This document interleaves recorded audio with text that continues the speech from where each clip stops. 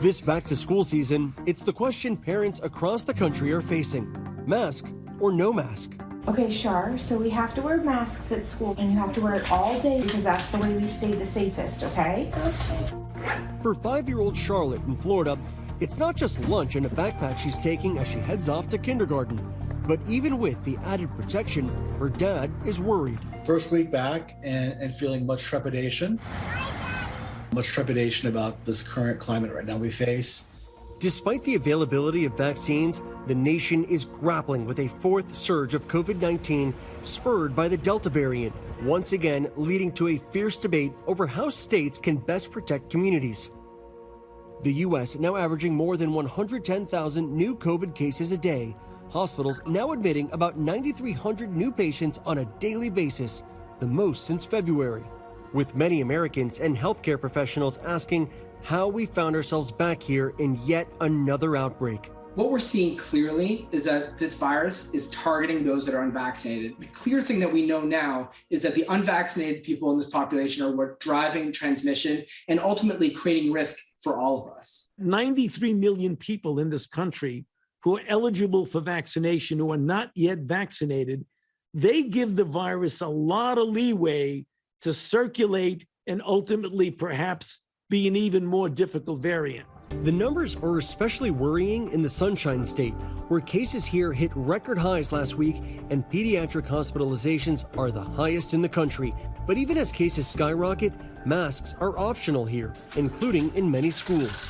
Candidly, I think it's all about politics. I don't think it's anything about public health or the kids' health in Florida. At the end of July, Florida Governor Ron DeSantis issued an executive order banning mask mandates in schools, leaving the decision up to parents, not school districts. There will be no school closures.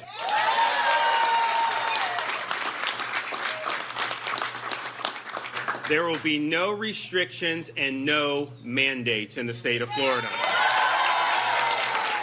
When I first heard it, I would say I was not surprised. I will say that I was very disappointed. Carly Simon is the Alachua County School Superintendent.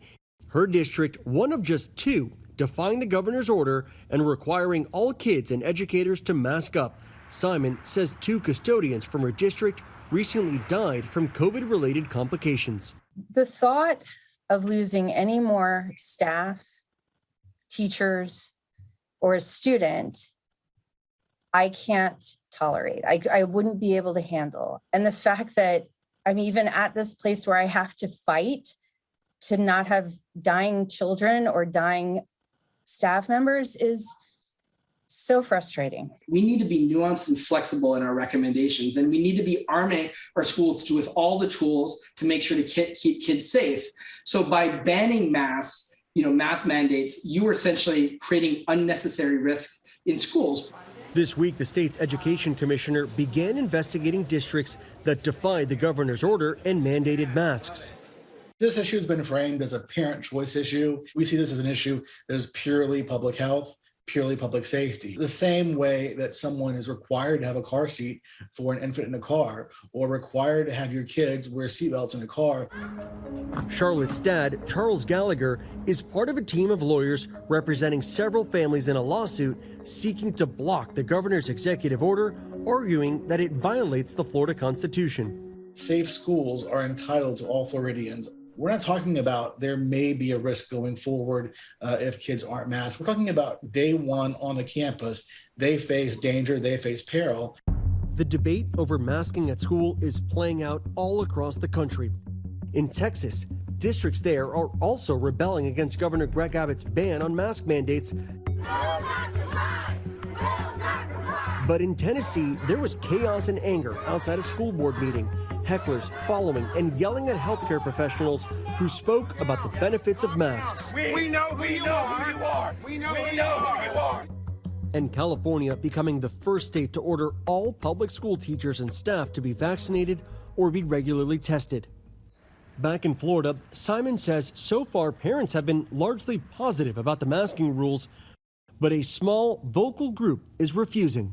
Well, there's definitely backlash. I've been called many names. My staff have been threatened. I had one parent yesterday who dropped off their child without a mask and then refused to answer the phone for the entire day. And so their child sat in the clinic. We have adult disagreements, and bringing the kids in the middle is just not beneficial at all. Everyone in the school system should be wearing a mask. And I know there's controversy about masks, but I'd rather have a somewhat uncomfortable child wearing a mask than a child in the ICU. It's a familiar scene. Hospitals here struggling to keep up with the surge. What does that mean? That's a code. So what's happening now? That's a patient who is unstable right now. It's either no blood pressure or oxygenation is bad or heart rate just went to 0. How often does that happen per day? Almost every day. Multiple times a day? Multiple times a day. UF Health Shands is seeing younger patients get sicker faster, nearly all unvaccinated. This surge is actually much bigger than anything that we have seen before. 38-year-old Ian Woods says he was waiting to get vaccinated. He's been in the hospital now for more than a week. Any message you might have to people who, like you, were on the fence about getting the vaccine? I would say don't be afraid to get it. Just go ahead and get it. It's worth it. I mean, I wish I had gotten it. Otherwise, I probably wouldn't have wound up in the hospital like this. And now some local leaders are stepping up to do their part to keep people out of the hospitals. We do give you thanksgiving and praise. Like Pastor Marcel Davis in Pensacola.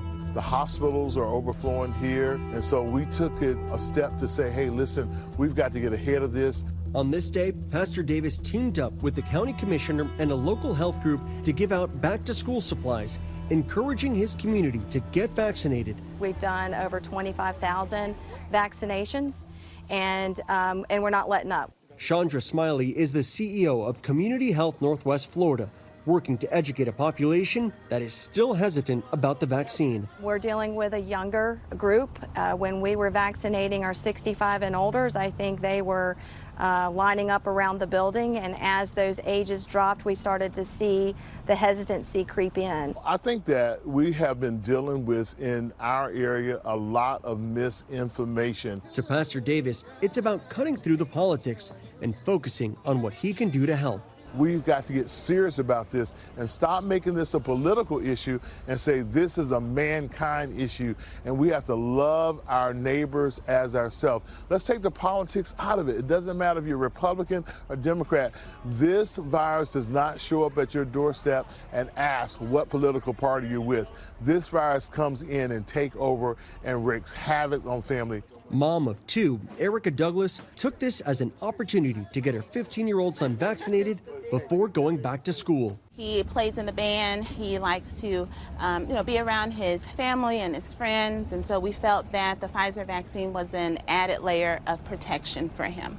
And even though masks are still optional in many schools, she says her family will continue to focus on keeping themselves safe. Continue to social distance, continue to wear their masks, to get vaccinated once it's appropriate for them to do so. That's all that we can really do as parents. We are responsible for the health and well-being of our children, and so that's what we'll continue to do. My message to the rest of the country is don't hesitate, vaccinate. If we're going to make America great again, we must vaccinate. Okay? For Nightline, I'm Victor Oquendo in Gainesville, Florida. Hi everyone, George Stephanopoulos here. Thanks for checking out the ABC News YouTube channel. If you'd like to get more videos, show highlights, and watch live event coverage, click on the right over here to subscribe to our channel, and don't forget to download the ABC News app for breaking news alerts. Thanks for watching.